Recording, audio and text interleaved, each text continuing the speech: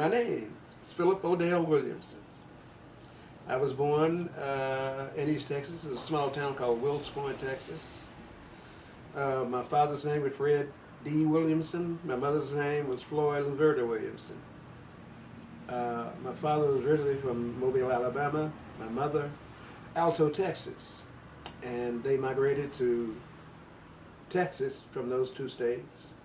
She to Corsicana and my father to Corsicana. How did they meet? Do you know? I really don't know how they met. Okay, I was curious.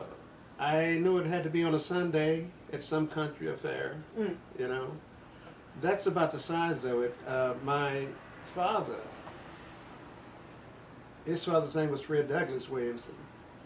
They were forced to leave the state of Alabama because of one of his uncles who had gotten in trouble with the white sharecroppers and owners and so forth. And I'm told that there were some fatalities. He caused multiple fatalities, and it took him a while to find him.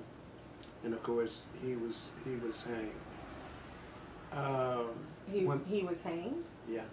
Was he, and I don't mean to sound disrespectful, but he was a free black man living in Alabama? Well, yeah, he was a free black just because man. you referenced sharecropping is why I was asking. Yeah, he was sharecropping with this man, a white property owner. And the individual was mad at him because he was late or something, okay? And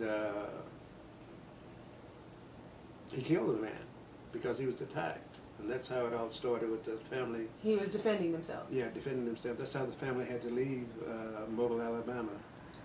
And when they left, my father was, I don't know, somewhere around 12 years old as the story goes. But he had about, and I've never known exactly how many. I know that he had 3 brothers and 1, 2, 3, maybe 4 or 5 sisters.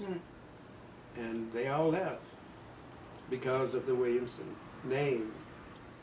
And as they migrated toward Texas and so forth, some stopped in Corsicana. The others continued on to the state of Michigan. Most of them did, as a matter of fact.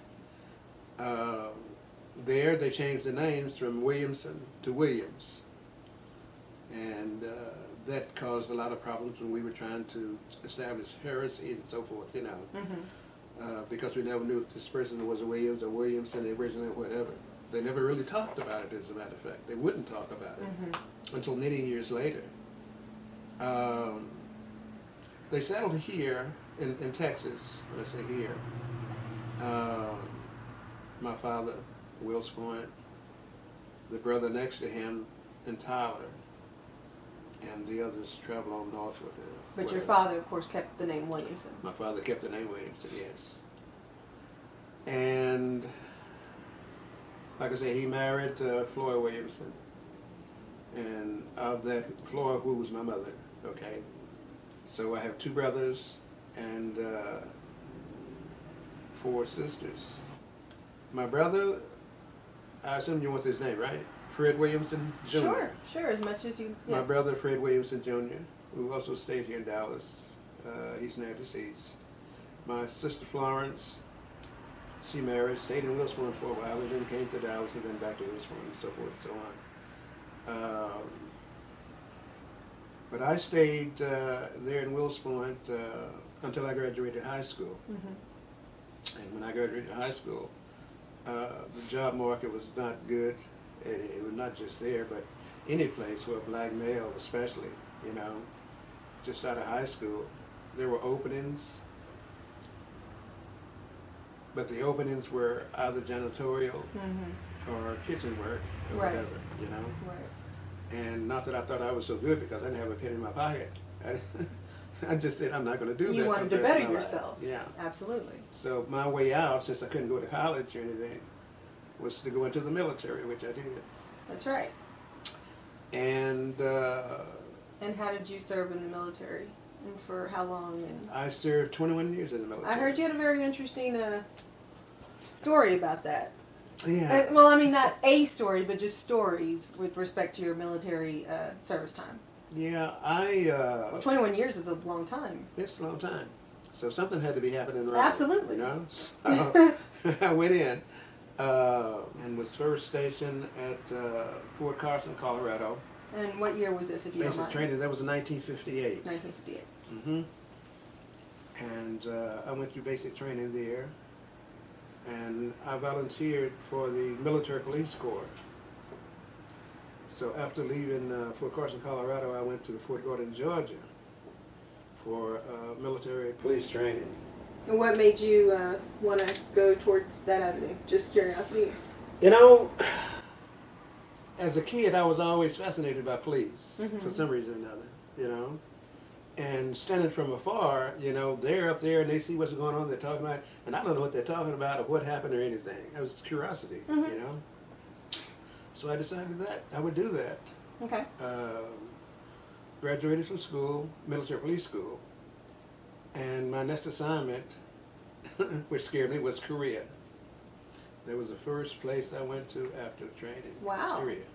Wow. And I spent a year there. Long way from Wills Point. Long way from Wills Point. Country boy, don't know nothing about nothing. You know? Yeah, I can imagine. Yeah. So most of my education was on the job training. Right. You know, because I didn't know anything. But it was good. And then when I got ready to leave Korea, I had to go back to Georgia, Fort Gordon, Georgia, which I hated. I still don't like to say today. So I stayed there for some time, and then I was transferred to another military police unit, which was a unit that stayed in the field most of the time. It was called a strike military police outfit. And that was an outfit where anytime you had to be ready to leave within 24 hours, fully packed and ready to go, you know. And the continuous training, and there were certain creatures that I could not stand, which were snakes, water moccasins. We had a place called Lower Light in the Pond, and those cottonmouths, the water moccasins, they would chase you, literally chase you. Wow. Yeah, they would. But every maneuver we had was always around that doggone pond. And it came to the fact that I and one of my friends from New York, we would sleep in the back of a truck every night rather than in a foxhole. Absolutely. You know? Yeah, right. So I stayed there for, I don't know, almost 2 years maybe. And I decided I wanted to leave there and go someplace else. So I volunteered again, was my second volunteer. I volunteered for 3 years to go to Fort Sam Houston, Texas, which was wonderful, after the place I came from. And when I first arrived there, I prepared myself, you know, I reported in early, which I always do. And I cleaned up my gear and everything, and the first inspection they had was on the weekend. I was there. The commanding officer, well, you don't know how they do the inspections, maybe inside the barracks, but anyway, when he got to my area, he started to come out, then he stopped. He looked at my uniform, how I was dressed, my boots and everything. And he's the commanding officer, he's supposed to know who's in his unit. He says, "When did you get here?" And I said, "Night before last." I said, "No." So he told the first sergeant, "I want to see him after the formation is over."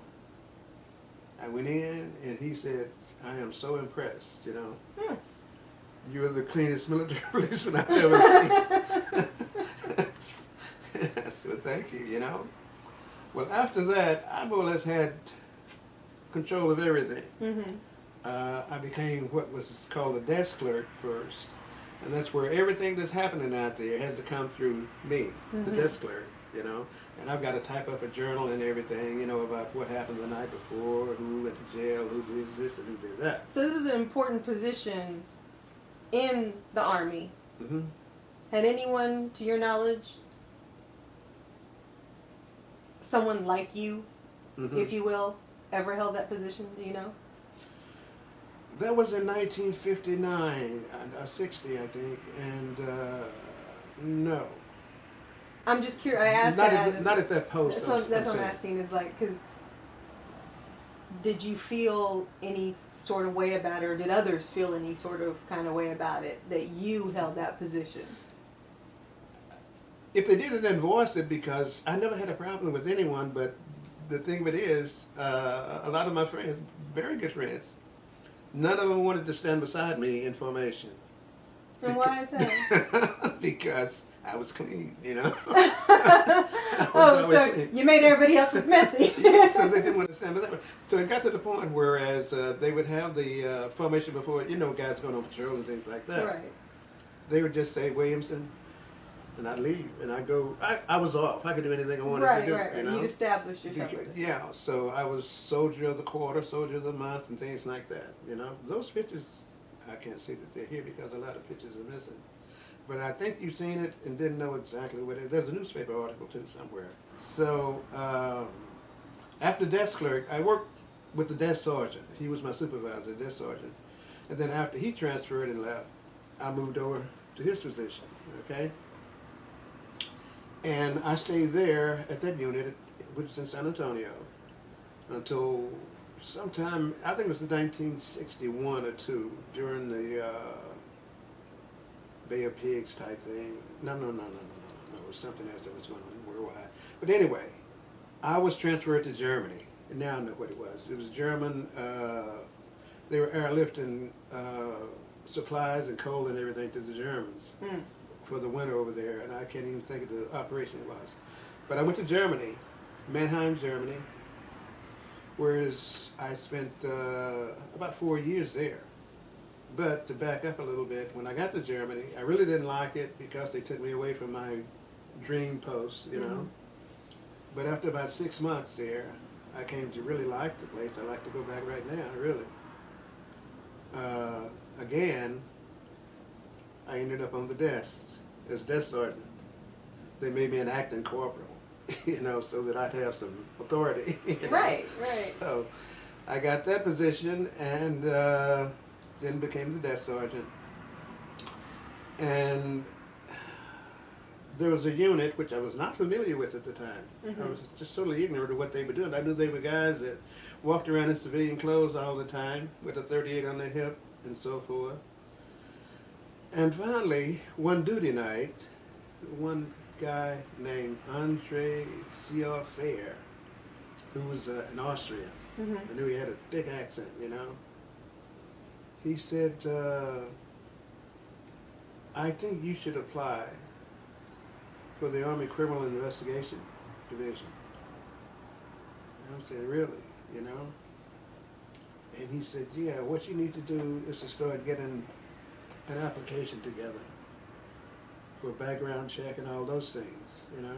And I'm leaving out some things, but I know why he approached me, because of the way that I was running the military police station. We had a riot, or there was a big disturbance here or there, and I was dispatching patrols here, and something here, something there, you know. I guess they liked the way that I was doing it. Right. Yeah, so I told him, yeah, I'd do that.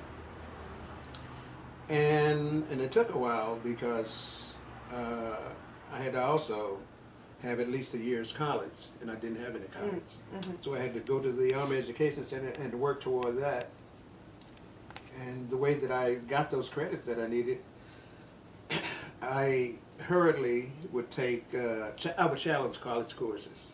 And I don't know if you're familiar with that, but through the Education Center, I could pick a course and say, I think I can do that.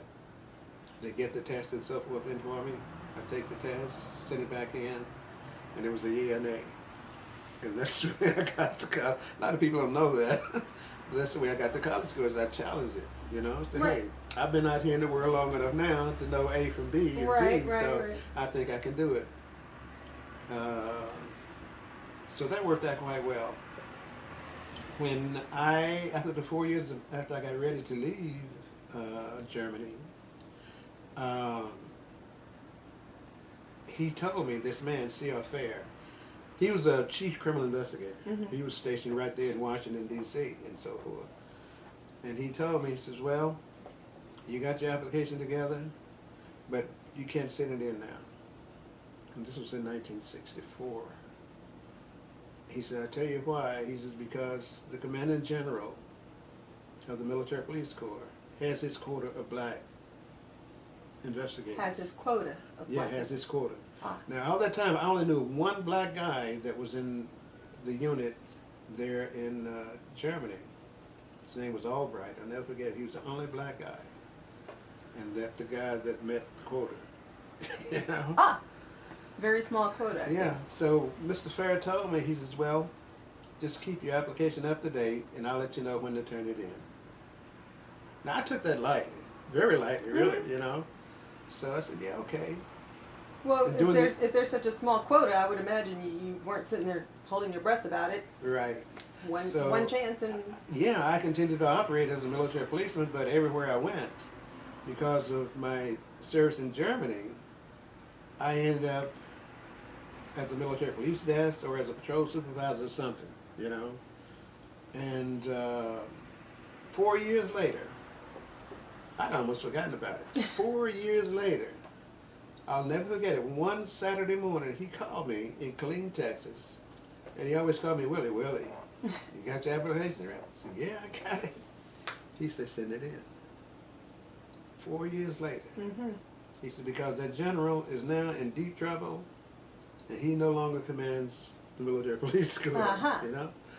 So I sent it in, and zip, zip, it was approved. I went back to Fort Gordon, Georgia. Again, that's why I hate Georgia so much.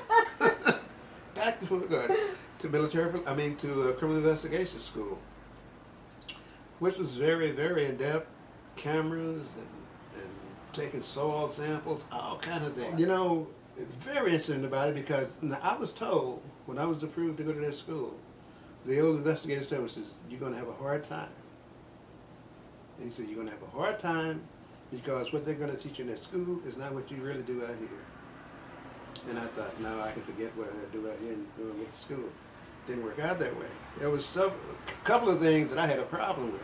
One of them was accident investigation.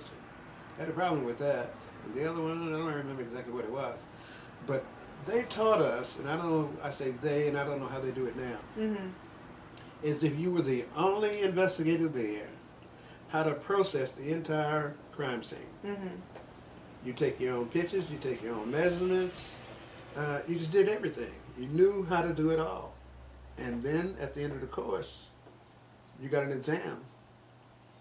And they check everything you do, you know, if you're doing it correctly. And worked out fine. But I did suffer somewhat having to study about some things that the book said that I wasn't doing by the book, you know. So after that school, I came back to Fort Gordon. I came back to Texas. And that was in '69. But I went to Vietnam in '67, that's for sure. And I was there from '67 to '68. I was there for several operations, military-wise, hostile-wise. So under combat or? I was assigned to the 25th Infantry Division. And the first assignment, I don't know if I got all of this in chronological order right now. I'm getting confused. Take your time. 67. I know that I was living in Cleveland, Ohio at the time. Well, I say living. I'd gotten married in '65. I left that out. And to that marriage, we had one son adopted, Sean Kelly Williamson, who's now deceased. That was in '67. I volunteered for Vietnam because that is something that one needs to get on their records. If there's a combat situation ongoing, then if you can, you need to try and get that on your records too. And of course, there was money involved in that too. Okay. So you volunteered for Vietnam. Okay. I volunteered for Vietnam. And I got there in '67. Still in military police. There we did, I don't want to say scouting, but you've seen the Jeeps with the machine gun mounted? For escorted and all kinds of things like that, okay? So I'm saying, gee whiz, you know, right here escorting these jokers. You're the first line of sight for the enemy. It's like saying you take the point, you know, or whatever. Exactly. You know? So it was sort of like on some of the maneuvers, you know, they give you a scaled down map, more or less, and say this is the main route here. You want to go up here. To the left is a grid mark there, you know, and you take there, you know, and I didn't like that. Well, but anyway, that was in '67 and '68, and I got out of that situation, and again, where did I go? I came back from, I think I went to Leavenworth, Kansas. And I spent 2 tours at Leavenworth, Kansas. Fort Leavenworth is called. That's where the Army prison is. mm-hmm. And I worked there for a while. At the prison? Mm-hmm. Okay. Yeah. So you did 3 tours in Vietnam? 2. 2. Yeah. The second tour was in 72, 73. Mm-hmm. Came back from Vietnam and then spent time at Fort Leavenworth, Kansas. Working there? Huh? Working there. Working. Just for clarification purposes. Wasn't inmate. You know, it's a funny thing about working. Regardless, yeah, I was just asking. One of the guys that I was going inside the rotundas, we called it, one day, and I don't know if I was myself and another guy. I think we were going to do an interview with somebody, and there were guys off to the left, and they were trimming the lawn, mowing the lawns and everything. And one of the guys says, "Hey, Mr. Williamson," and I looked over at him, thinking, who the heck knows me, you know? Mm-hmm. How you doing? And I recognized him. He was the guy that I had arrested for an attempted murder. Oh. And that was an interesting story too. But anyway, I'll have to remember that one. I stopped and talked with him a little while, you know. But no, this guy, he was a good kid, you know. He just got mixed up with the wrong people in his car. It was 4 of them in a car. And we had a lot of robberies at Fort Hood, a lot of robberies. I was stationed at Fort Hood at the time. Mm-hmm. And they picked him up one night, took him out on a country road, robbed him, shot him, but he survived. The only thing that he could remember was that it was a car that was green in color, made by Plymouth or somebody, you know. And that was about all he could tell us. It was just that car. And I got the case, and I'm looking for a green Plymouth. That's all I got to go on. Right, you know? right. And if I could find one, then I could get him to check to see if it's essentially the same type, model, and everything, you know. Long story short, and this was at Fort Hood. It was one Saturday, and I decided to go downtown to the police department to see if they had any leads on some of my cases or if I had some of theirs. And as I went out the gate of the post, this car was coming in, green Plymouth, you know. And I said, I gotta check it out. So I went on down, called back to the gate, told them to stop the car, be careful, the person might be armed. Mm-hmm. They stopped it, I went back up and had them escort the guy to my office on the post, set him down. Sounds braggadocious. But within 30 minutes, he confessed. That's not braggadocious. To me, that's just a great investigator, if you will. And he identified all the other guys. Wow. So that's who this kid was, you know. Yeah, he got charged himself, too. Wow. But that was a good case. But it kind of was a kind of routine in a sense. The case that I was most, I guess, impressed with in a sense, was where the ammunition was stolen from the fort. Mm-hmm. And it was millions of dollars worth of ammunition, 50 caliber, 30 calibers, you name it. Mm-hmm. And again, there was no leads. Luckily, I relieved one guy, agent, and he had found the chain link fence that was cut, a big chain that was cut and thrown aside. And that was the only evidence he had that we had a lead, you know. But when I relieved him, I went up and I rechecked the crime scene. And on one of the swinging gates, there was just one little chip of paint, red paint. I scraped it off, put it in the bag, and said, okay, let's see if anything develops on that. Now, on a lot of cases, some of the cases, we worked jointly with the FBI. Mm-hmm. So the offense occurred on a military reservation. However, adjoining this reservation is a place called Gatesville. Mm-hmm. And they have what we call goat rovers. They were farmers or whatever there, you know, and they were always doing something on the post, especially trying to get the brass from the firearms that are fired. So you've got civilians near military. Yeah. So that's why the FBI could be involved in it. Anytime there's an interest that the FBI or even CID might have in, you know, we'd investigate it together. So anyway, I told him what I had, and I was going to send it to our lab. Now we have our own lab, and of course the FBI has theirs. But I sent it to my lab, and it came back and said it was a 1950 something Ford red pickup. It had all the information on it, you know, just to know who owned it or whatever. Mm-hmm.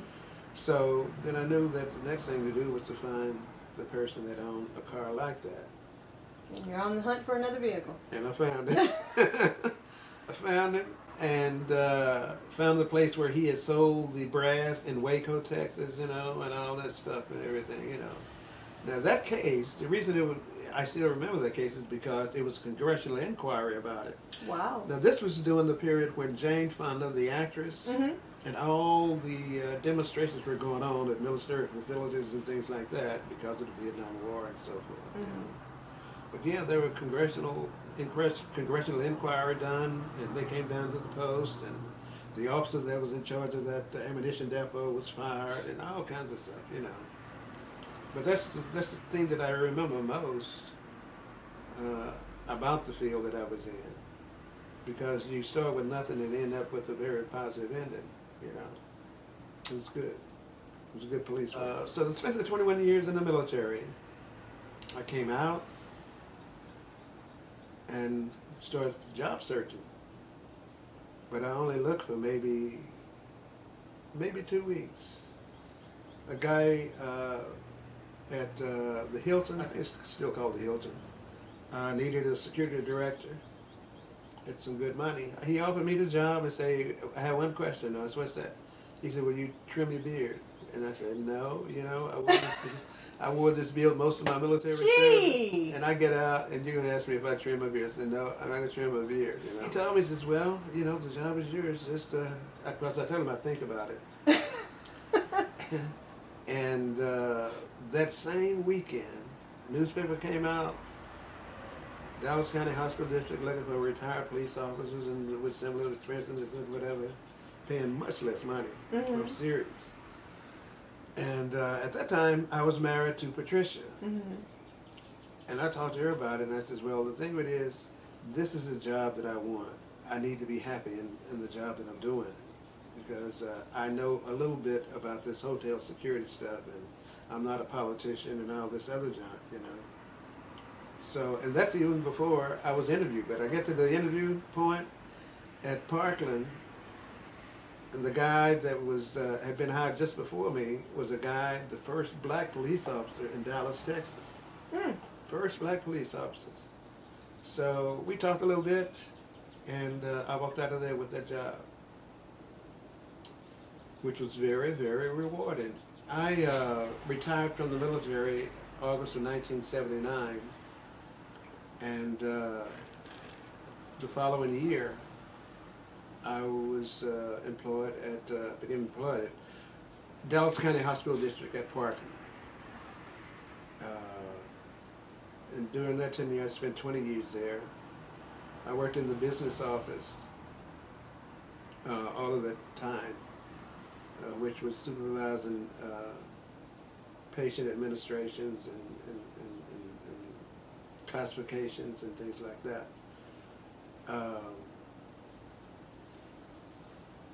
And I left there, retired from there in 2001. I left the military because I was going to go back to Korea. They want to send me back to Korea. And I told them, no, I'm not going back to Korea. I know Korea. Korea is a hellhole. Probably still is. Parkland, why did I leave Parkland? It got to be very political, cutthroat, and I could see all that and say, shoot, I don't want to put up with this madness, so I retired.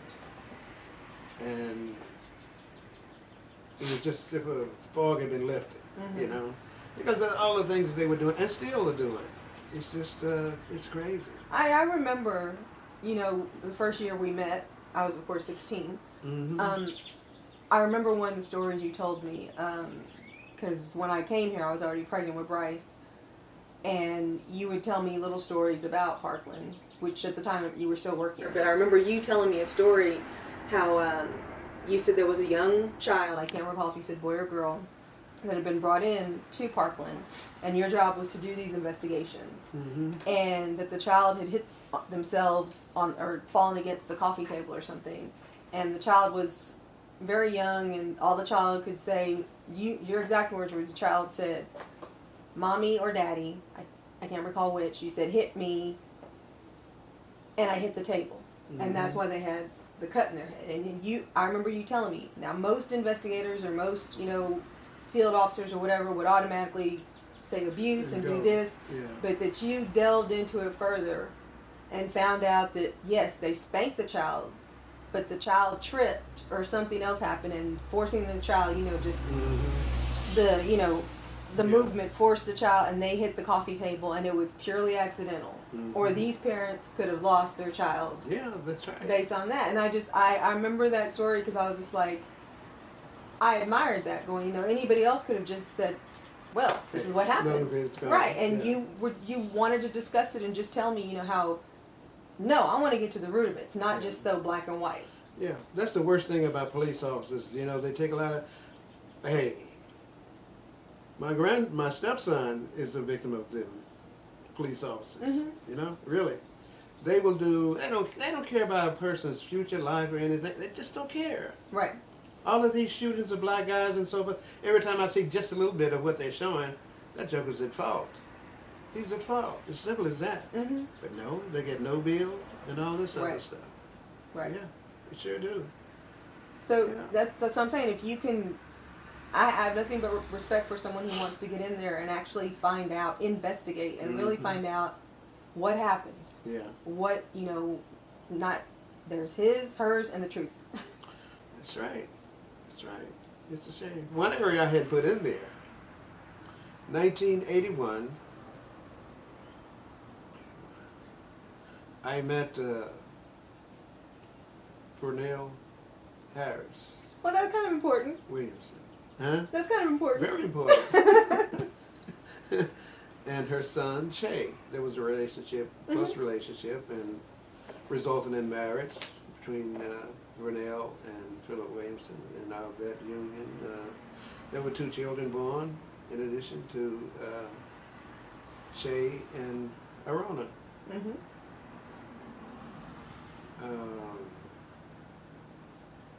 What else was I going to say?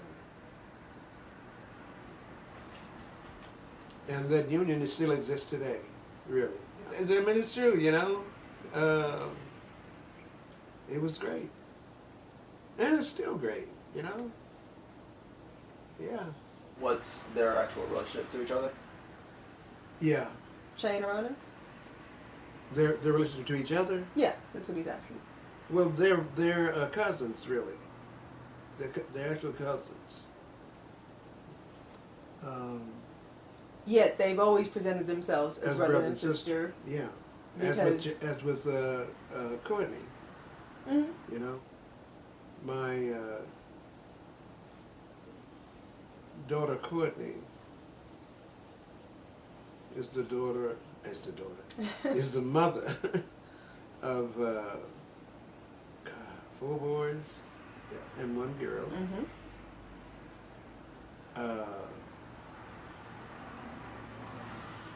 My extended son, Che Harris. Oh, that's easy. Is the father is the father of 2 boys and one granddaughter, who is called Misfit. My extended daughter, Arona, is the mother of 2 daughters, 1 son. You also have a son. You also have a son. So what? He said you also have a son. I do. Oh! Usually he forgets Derek. I never This seen time the boy. I never seen the boy. I know. So, and I've been remiss. I have a son. His name is Phillip Morris. Mm-hmm. Do you have any family that lives outside of Texas? No, that I know of. Well, yeah. I mean, there are some, but we can't identify them Right. Because of the name change. because of the name change. Yeah. Well, thank you very much. Well, thank you guys. For this. You know, it brings back a lot of memories.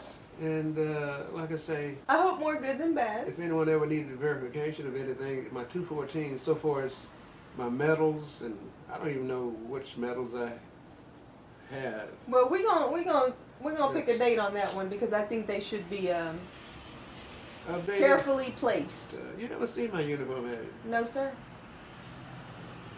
I think Other we than should. in that one picture, no. Yeah. Excuse me. Let me see. By all means. It isn't complete. My bars. There should be a bars up here. That is very nice. You just have it hung like that? You don't have it in plastic? No, because I'm disappointed that I don't have everything. Okay, well, The medals that belong in there. I'm disappointed it's not in plastic. I'm going to have to remedy that, sir. No, seriously, it needs to be well, you know, and well contained. Well, you know I'm going to be cremated, right? Yes, sir, I do. So, but then VFW or some of those guys could, If that's if the if family those are wanted your it. wishes, you know, I know we plan on abiding by whatever your last wishes are. Mm-hmm. But yes, I thank you again for You're sharing. welcome. We'll make sure that you know, if you'd like to, I'll give you a final review.